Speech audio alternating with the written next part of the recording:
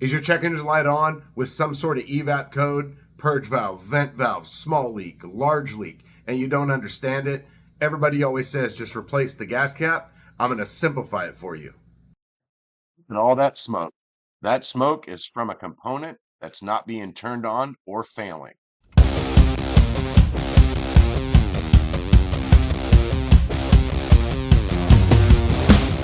Nuts and bolts with Tone here, guys, and welcome to my channel.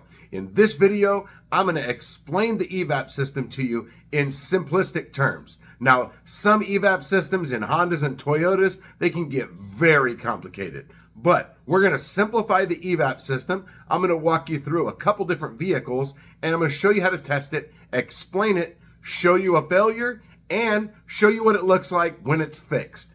Let's get going. All right, we got this 98 Buick Century 3.1 with a small evap leak. So here's what we're going to do. We're going to get out the red line detection speed smoke machine. Keep that thing covered so it stays nice. All right, so the purge valve is right back here on this car here. So we have a vacuum line that comes in from here, and it goes over to the purge valve. All right, so it comes from the canister up to the purge valve, and then from the purge valve to the intake. When it opens the purge, it sends fuel vapor into the intake manifold. The purge valve is a normally closed solenoid. So because I don't want to mess with the purge, normally I would just disconnect the line from the purge and test it there. This one here, we have a little Schrader port here, so we're going to test that first. So what we're going to do is disconnect this. There's a little Schrader in there. You got to take that out. Turn it to the right to take it out, and you turn it to the left to tighten it. Left-hand threads. This is a plastic port with a metal valve. If you turn this the wrong way, you'll break this and you'll have to replace this line. So speed smoke machine has a adapter for that in here somewhere. I don't use it very often because I don't normally do it that way. So there's the adapter there. But that valve is a closed valve to seal it. This is a testing port. So I'm not going to do this one-handed because I'll break it. So we're going to go ahead and, oh, there we go. We're going to take that Schrader out. So it's not a lot of threads there. The speed smoke machine comes with a Schrader tool also. I have one if it didn't. All right, now we're going to remove the Schrader. And it looks just like that, just like an AC Schrader. Actually, that's exactly like an AC valve. I just did AC on one yesterday, and that's the exact valves that were in it. So we're just going to thread this on. Now, this car just came in a week or so ago, and it had an evap leak code, but the line from the canister to the purge was disconnected. So we had a low coolant issue, so I had to reseal the timing cover and the intake manifold. This is the car I just made the video on. So now I can't show you setting this up, but what we do need to have is we need to have the key on, because we're going to come over here, and I'm using the Top Don Phoenix Light 2. Now this is an outdated model. They just came out with a Light 3, and it's in transit. So as soon as I get that, we'll be testing that. So we're just going to go back here to actuation test. Let's see, engine output, evap system, vent solenoid. All right, so when we get ready, we're going to hit the vent and we're going to close it. So let me get this set up. So it's got its own compressor here. So all we need to do is open this up. Now I'm real critical with this machine. If you ever look at it, I put this away every single day, every single time the same exact way. I wind up the hose the exact same way to keep this thing looking brand new. So we're going to hook this up to the battery. Now for testing purposes, remember I told you the purge valve is normally closed. However, it can still leak. So what I did was back here, I can't show you, but I disconnected this line right here that goes to the intake manifold. So that way, if the purge valve is leaking, smoke will come out of the purge valve. So we're hooked up there. Just got the little tapered cone in there. We're hooked up to the battery. And we're going to hit vent solenoid. Now, this is pretty important on a GM You want to come back here and you want to turn it on and listen. We're going to hit vent solenoid. Now I'm going to try to put this back here and see if you can hear this. All right, so there we go. Now we know the purge valve actually actuates.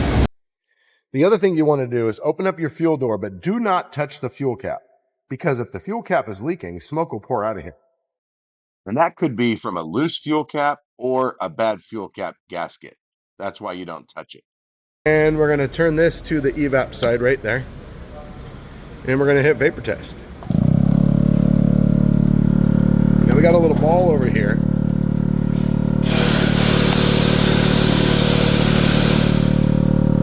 We're going to watch this ball, and this ball should drop if the system is sealed. It does not appear that it is sealed at all, which is weird because that's not a small leak. That would be a gigantic leak. So,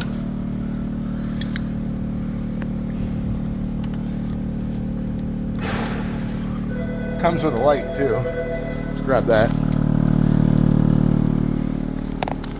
So LED lights don't work really well looking for smoke. So this is the light that it comes with right here. It's magnetic. It works real good when I'm charging. You can turn this all the way around. So I like this light because it's got a light on the end, LED. It's got low, high, and off. So this light is really good for looking for smoke. So back in the day, the Speed Smoke, the Smoke Pro, what I used for many years, it would come with a halogen light, and it had a really long leads that would plug right into the battery, because that's the best light to look for smoke. Well, this is a rechargeable light that's supposed to be like a halogen, so this is going to be better for looking for smoke. All right, so here's an example of why you don't touch the fuel cap. All right, you can see we still have a Giganosaurus leak. Now let's go back to the fuel cap and let's look here. What do we see? We see smoke barreling out of here. So it's either going to be a loose fuel cap, a not sealed fuel cap, or a bad vent valve. So there's going to be no clicking. I just turn it. Oh, it just barely clicked. So it's not coming off. But you can see it is leaking.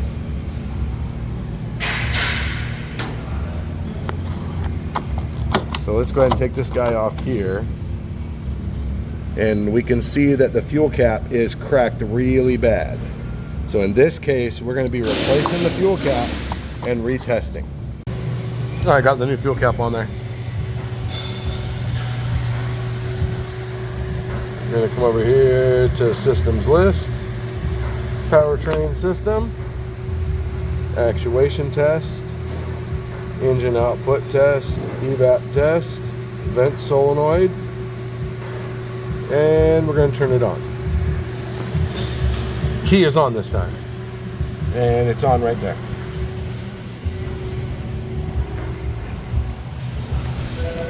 So now we're on evap. I forgot to turn it off. Oh, no, it's not on evap. It's super bright in this door, so I couldn't see that light lit up. And there we go. So now,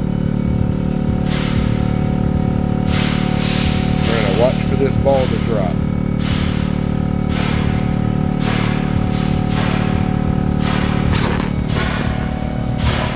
But there still could be an evap problem. Evap works like this. You have a purge solenoid at the front of the engine that purges the vapors to the intake manifold. That is normally closed, so it should stop there.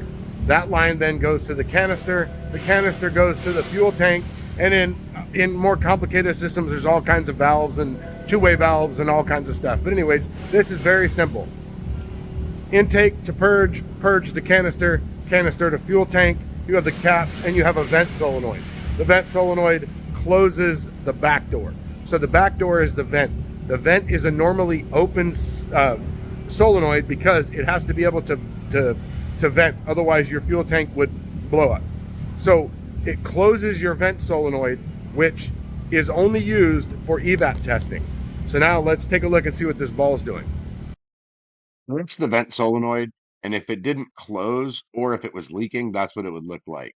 In this case, the scan tool, for some reason, didn't turn the vent solenoid on, and so it never closed. So I redid it, closed it, listened for it to click, and now let's take a look. Now that the vent solenoid's actually closed, this is what the evap system looks like as the flow gauge drops. And all cars drop at different rates. Some drop faster than others. It depends on the size of the fuel tank, how much fuel is in there. So the ball's dropping, and it needs to drop all the way to the bottom. And there we go. Now we know that this system is sealed. All it was a bad fuel cap in this one. It's almost never the fuel cap for me. Here's kind of a generic picture of an evap system. That's kind of what it looks like. It's a little more complicated than that, even in the more simple ones, but you get the idea. In this Toyota 4Runner, the evap canister rides right up there. You can't really see it. It's above the spare tire. Well, let's take a closer look at it. So this is a Toyota evap canister. You might look at this and think, this is very complicated. There's a lot of stuff going on here. We've got a VSV solenoid in here. We've got all kinds of vapor lines, vacuum lines, all that. But what you need to know is that this is the vent, the back door of the evap system. So the way this smoke machine operates is, so this one is a dual purpose. So this one has the turbo and evap. So you would flip this lever to the evap side, and you can do an air test only, which is only going to check the system to see if it's sealed, or you can do a vapor test. When you do a vapor test, this little ball right here starts at the top. And as the system has no leak, it starts to drop. So here is a 40 thousandths leak, 20 thousandths leak, a 10 thousandths leak. So that Toyota that I'm looking at, the ball sat right at 10 and it wouldn't drop any further than 10. That's because it had a leak in the fuel system. I'll show you what that looks like in a minute. But when you're all done, or let's say when you're first testing it, this ball drops all the way to the bottom. You know that your fuel system is completely sealed. So there are two aspects of evap. The first aspect is there an actual leak? Is the system actually sealed? And if it is, well, then you have a control problem. So let's take a look at what was leaking on this Toyota. So this is actually a very common leak on Toyota. This is called a vent valve or a rollover valve. This is to prevent fuel from leaking out if the vehicle rolls over. So this has a vapor line here, and it has like a corrugated looking line that connects here. Well, these are really common to leak. And what you see here, this had a very, very small leak, but you can see right there, there's about an inch of what looks like wet dirt. And now that we can look at this a little closer, we can look all the way around. So what these things do is these things leak at this seam right there, where the top and the middle come together. So as these get worse, this wet dirt, it spreads around. So this was such a small leak that smoke was not even coming out because it was so little smoke that you couldn't see it. But I was able to find it because of this wet dirt. Dirt is not wet unless something makes it wet. Well, how does a smoke machine operate? A smoke machine operates with baby oil, basically. It's just baby oil, and it uses baby oil to make smoke. It pushes smoke throughout the evap system, and wherever there's a leak, it finds its way out. Well, when you have a very little leak, you don't really see the smoke, but what you do see is an oil accumulation. On this one here, that's actually a little bit of fuel that has come out, and a fuel vapor, and it has wet the dirt, and to show you that there's a leak. So the first thing that you would do when you have an evap leak, or a code indicated with evap, is you take the vent and you manually close it. You can pinch it off, or you can use a scan tool and you can operate it. In a Toyota, it needs vacuum. It's got to be running. It doesn't work that way. It's not going to be able to be worked that way in a Toyota. So you have to manually close it. So you pinch off the back door and you apply smoke. If that ball drops, that shows you that your evap system is completely sealed. Now you have several different things that could be wrong. One, your purge valve could be leaking. Two, your vent could not be getting closed by the computer. In this one here, we had two problems. We had an actual leak and we had the computer not capable of closing the vent. So when I operated the computer, it showed that it was not closing this vent like it should. So the system thinks that there's a leak, but it's because this vent is not closing. So the back door is not closing. So we replaced the canister and the vent in this one, and it was fixed. And I did that. I retested the system with the smoke machine, and the ball dropped all the way to the bottom, showing that the system was sealed. That tells you if your fuel system is sealed and if you have a problem. So here's how I tested the Toyota. I disconnected the line from the purge to the canister, and I put the tapered cone in there, manually closed the vent, and now you can see that the ball is dropped all the way to the bottom after replacing that rollover valve. This speed smoke machine is amazing. Now, there are many other kinds of smoke machines. Red line detection makes smoke machines for just about everyone. After watching this video, Evap should be a little more simple to you if you can figure out how to simplify it. So some systems are so simple and so easy to test, and others are very complicated and can be very, very hard to diagnose.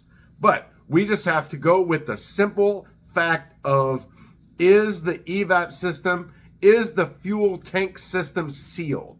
Is it capable of sealing? If it is, then great. Then we have another problem. But most of the time, the problem is the system is not sealed. So thanks for watching the video. Hit the like button, hit the subscribe button, and hit the bell. You get notified of all my future content, which you definitely don't want to miss. Also, drop a comment down below and let me know what kind of smoke machine you like to use.